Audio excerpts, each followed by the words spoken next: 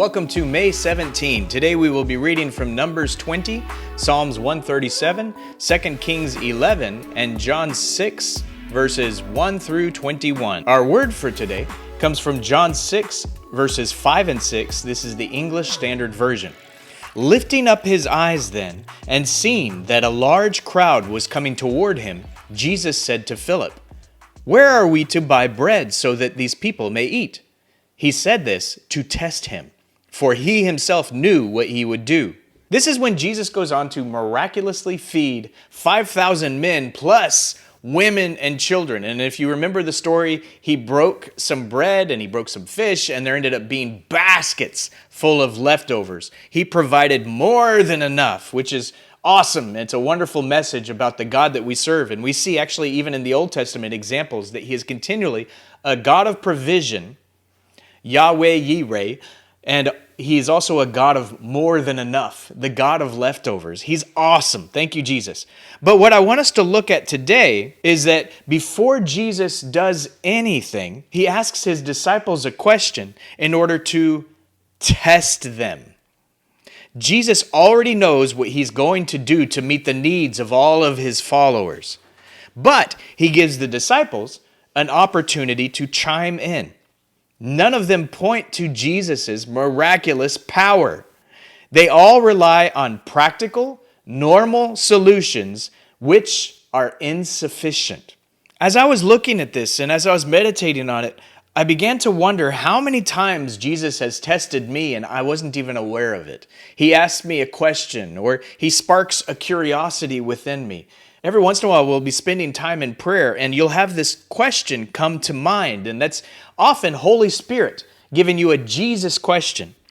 How often does he intend to do something miraculous, but I'm locked in a worldly, natural solution? Imagine if just one of the disciples, when Jesus had asked that question, imagine if just one of them had given the answer, well, God could pour out manna and birds from the sky, just like he did for Israel when they were in the wilderness. But not a single person thought that way. None of them thought, according to the testimony that was, none of them thought in what would be this imaginative way because they know this super amazing, miraculous God. If just one of them had said, how about dropping manna and quail from the sky? If just one of them had said that, I know that Jesus already had an intention. He already had a plan. But don't you think it would have made him smile? Because he would see that, oh, somebody's finally getting it. Somebody is beginning to recognize who I really am, who Jesus really is. I want to encourage you to look at the challenges around you. Are you facing any tests right now? When Jesus tests you, it's to see if you recognize him, if you recognize the one who is with you, the one who is Lord of your life, the one who is teacher, who is rabbi, who is father, who is king, who is Lord of lords in your life. Who do you think Jesus is? According to the Jesus you know, how would he solve the challenge in front of you? According to his biblical track record, what's the supernatural solution? What is a Jesus kind of answer to that question? Numbers 20, New Living Translation. In the first month of the year, the whole community of Israel arrived in the wilderness of Zin and camped at Kadesh. While they were there, Miriam died and was buried. There was no water for the people to drink at that place, so they rebelled against Moses and Aaron. The people blamed Moses and said, "If only we had died in the Lord's presence with our brothers. Why have you brought the congregation of the Lord's people into this wilderness to die along with all our livestock?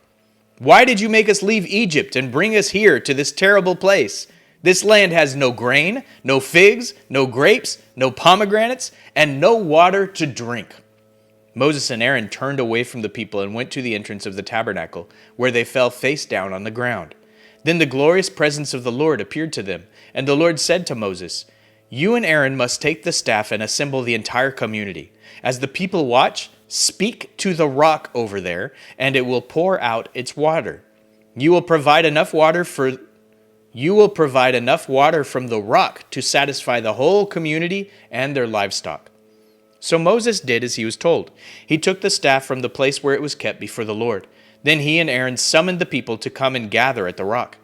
"Listen, you rebels," he shouted. "Must we bring you water from this rock?"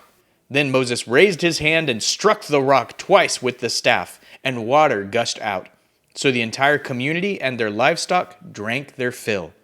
But the Lord said to Moses and Aaron, "Because you did not trust me enough to demonstrate my holiness to the people of Israel, you will not lead them into the land I am giving them." This place was known as the waters of Meribah, which means arguing, because there the people of Israel argued with the Lord, and there he demonstrated his holiness among them.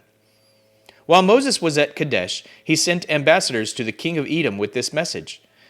"This is what your relatives, the people of Israel, say. You know all the hardships we have been through. Our ancestors went down to Egypt, and we lived there a long time, and we and our ancestors were brutally mistreated by the Egyptians. But when we cried out to the Lord, he heard us and sent an angel who brought us out of Egypt. Now we are camped at Kadesh, a town on the border of your land. Please, let us travel through your land. We will be careful not to go through your fields and vineyards. We won't even drink water from your wells. We will stay on the king's road and never leave it until we have passed through your territory." But the king of Edom said, "Stay out of my land, or I will meet you with an army." The Israelites answered, "We will stay on the main road. If our livestock drink your water, we will pay for it. Just let us pass through your country. That's all we ask." But the king of Edom replied, "Stay out. You may not pass through our land." With that, he mobilized his army and marched out against them with an imposing force. Because Edom refused to allow Israel to pass through their country, Israel was forced to turn around. The whole community of Israel left Kadesh and arrived at Mount Hor. There, on the border of the land of Edom, the Lord said to Moses and Aaron, "The time has come for Aaron to join his ancestors in death. He will not enter the land I am giving the people of Israel, because the two of you rebelled against my instructions concerning the water at Meribah. Now, take Aaron and his son Eleazar up Mount Hor. There you will remove Aaron's priestly garments and put them on Eleazar his son. Aaron will die there and join his ancestors." So Moses did as the Lord commanded. The three of them went up Mount Hor together as the whole community watched. At the summit, Moses removed the priestly garments from Aaron and put them on Eleazar, Aaron's son. Then Aaron died there on top of the mountain, and Moses and Eleazar went back down. When the people realized that Aaron had died, all Israel mourned for him 30 days. Psalms 137. Beside the rivers of Babylon we sat and wept, as we thought of Jerusalem. We put away our harps, hanging them on the branches of poplar trees, for our captors demanded a song from us. Our tormentors insisted on a joyful hymn. "Sing us one of those songs of Jerusalem." But how can we sing the songs of the Lord while in a pagan land? "If I forget you, O Jerusalem, let my right hand forget how to play the harp. May my tongue stick to the roof of my mouth if I fail to remember you, if I don't make Jerusalem my greatest joy. O Lord, remember what the Edomites did on the day the armies of Babylon captured Jerusalem. 'Destroy it,' they yelled. 'Level it to the ground.' O Babylon, you will be destroyed. Happy is the one who pays you back for what you have done to us. Happy is the one who takes your babies and smashes them against the rocks." 2 Kings 11. When Athaliah, the mother of King Ahaziah of Judah, learned that her son was dead, she began to destroy the rest of the royal family. But Ahaziah's sister, Jehosheba, the daughter of King Jehoram, took Ahaziah's infant son Joash and stole him away from among the rest of the king's children, who were about to be killed. She put Joash and his nurse in a bedroom, and they hid him from Athaliah, so the child was not murdered. Joash remained hidden in the temple of the Lord for 6 years, while Athaliah ruled over the land. In the 7th year of Athaliah's reign, Jehoiada, the priest, summoned the commanders, the Karite mercenaries, and the palace guards to come to the temple of the Lord. He made a solemn pact with them and made them swear an oath of loyalty there in the Lord's temple. Then he showed them the king's son. Jehoiada told them, "This is what you must do. A third of you who are on duty on the Sabbath are to guard the royal palace itself. Another third of you are to stand guard at the Sur gate. and the final third must stand guard behind the palace guard. These three groups will all guard the palace. The other two units who are off duty on the Sabbath must stand guard for the king at the Lord's temple. Form a bodyguard around the king and keep your weapons in hand. Kill anyone who tries to break through. Stay with the king wherever he goes. So the commanders did everything as Jehoiada, the priest, ordered. The commanders took charge of the men reporting for duty at that Sabbath, as well as those who were going off duty. They brought them all to Jehoiada the priest, and he supplied them with the spears and small shields that had once belonged to King David and were stored in the temple of the Lord. The palace guards stationed themselves around the king with their weapons ready. They formed a line from the south side of the temple around to the north side and all around the altar. Then Jehoiada brought out Joash, the king's son, placed the crown on his head, and presented him with a copy of God's law. They anointed him and proclaimed him king, and everyone clapped their hands and shouted, "Long live the king!" When Athaliah heard the noise made by the palace guards and the people, she hurried to the Lord's temple to see what was happening. When she arrived, she saw the newly crowned king standing in his place of authority by the pillar, as was the custom at times of coronation. The commanders and trumpeters were surrounding him, and people from all over the land were rejoicing and blowing trumpets. When Athaliah saw all this, she tore her clothes in despair and shouted, "Treason! Treason!" Then Jehoiada the priest ordered the commanders who were in charge of the troops, "Take her to the soldiers in front of the temple, and kill anyone who tries to rescue her." For the priest had said, "She must not be killed in the temple of the Lord." So they seized her and led her out to the gate where horses enter the palace grounds, and she was killed there. Then Jehoiada made a covenant between the Lord and the king and the people that they would be the Lord's people. He also made a covenant between the king and the people. And all the people of the land went over to the temple of Baal and tore it down. They demolished the altars and smashed the idols to pieces, and they killed Matan, the priest of Baal, in front of the altars. Jehoiada, the priest, stationed guards at the temple of the Lord.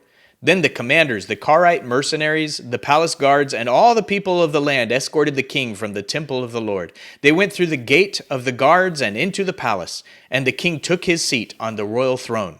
So all the people of the land rejoiced, and the city was peaceful because Athaliah had been killed at the king's palace. Joash was 7 years old when he became king. John 6, verses 1 through 21. After this, Jesus crossed over to the far side of the Sea of Galilee, also known as the Sea of Tiberias. A huge crowd kept following him wherever he went because they saw his miraculous signs as he healed the sick. Then Jesus climbed a hill and sat down with his disciples around him. It was nearly time for the Jewish Passover celebration. Jesus soon saw a huge crowd of people coming to look for him. Turning to Philip, he asked, "Where can we buy food to feed all these people?" He was testing Philip, for he already knew what he was going to do. Philip replied, "Even if we worked for months, we wouldn't have enough money to feed them." Then Andrew, Simon Peter's brother, spoke up. "There's a young boy here with 5 barley loaves and 2 fish, but what good is that with this huge crowd?" "Tell everyone to sit down," Jesus said. So they all sat down on the grassy slopes. The men alone numbered about 5,000. Then Jesus took the loaves, gave thanks to God, and distributed them to the people. Afterward, he did the same with the fish, and they all ate as much as they wanted. After everyone was full, Jesus told his disciples, "Now gather the leftovers so that nothing is wasted." So they picked up the pieces and filled 12 baskets with scraps left by the people who had eaten from the 5 barley loaves. When the people saw him do this miraculous sign, they exclaimed, "Surely he is the prophet we have been expecting." When Jesus saw that they were ready to force him to be their king, he slipped away into the hills by himself. That evening, Jesus' disciples went down to the shore to wait for him. But as darkness fell and Jesus still hadn't come back, they got into the boat and headed across the lake toward Capernaum. Soon a gale swept down upon them, and the sea grew very rough. They had rowed 3 or 4 miles when suddenly they saw Jesus walking on the water toward the boat. They were terrified, but he called out to them, "Don't be afraid, I am here." Then they were eager to let him into the boat, and immediately they arrived at their destination.